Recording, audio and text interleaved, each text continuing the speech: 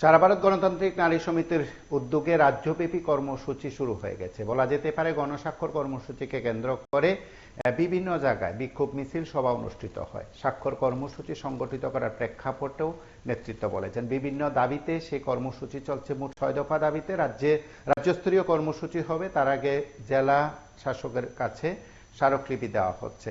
এই 6 দফা দাবিতে বিভিন্ন জায়গায় পোস্টারিংও করা হচ্ছে সারা ভারত গণতান্ত্রিক নারী সমিতির উদ্যোগে।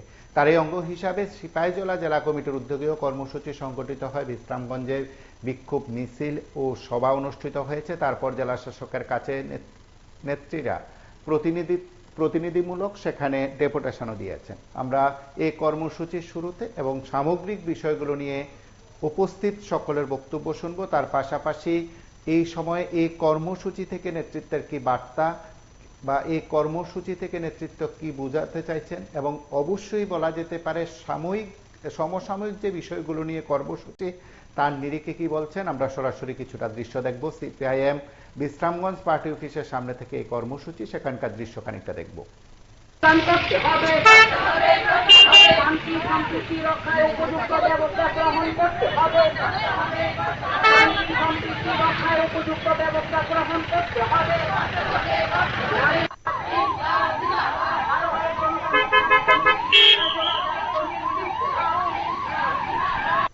কর্মসূচি আজকে আপনাদের? আমরা সারা ভারত গণতান্ত্রিক নারী সমিতি সারা রাজ্যব্যাপী আমরা কর্মসূচি নিচ্ছি যে ত্রিপুরা রাজ্যের আপামর জনগণের জ্বলন্ত যে সমস্যা, সেই সমস্যাগুলো নিরসনে আমরা সেই ইস্যুগুলোকে দাবি সনদ করে আমরা আজকে মাসব্যাপী সারা রাজ্যে গণস্বাক্ষর সংগ্রহ করেছি। সেই দাবিগুলোর উপরে সেই গণস্বাক্ষর সংগ্রহগুলোর পরে আমরা 6 দফা দাবি প্রত্যেকটা জেলায় জেলায় সেখানে ডিএম এর কাছে যাব এবং আগরতলা কেন্দ্রীয় স্তরে সেখানে রাজ্যপালের নিকট দেওয়া হবে। আমরা ডিএম এর মাধ্যমে রাজ্যপালের কাছে এই দাবি সনদগুলো পাঠাবো।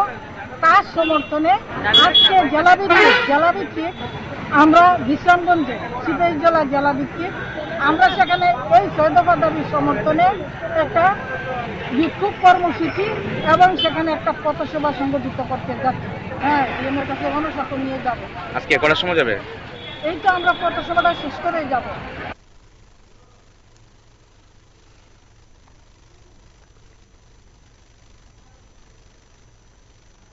আপনারা দেখলেন সেখানে বিভিন্ন দাবিতে কর্মসূচি সংগঠিত করার কথা নেতৃত্ব বলেছেন। তার পাশাপাশি রাজ্যের একাধিক জায়গায় এই কর্মসূচি চলছে। সারা ভারত গণতান্ত্রিক নারী সমিতির উদ্যোগে এই কর্মসূচি সংগঠিত হয়। আপনার সঙ্গে থাকুন, দেখতে থাকুন PB24।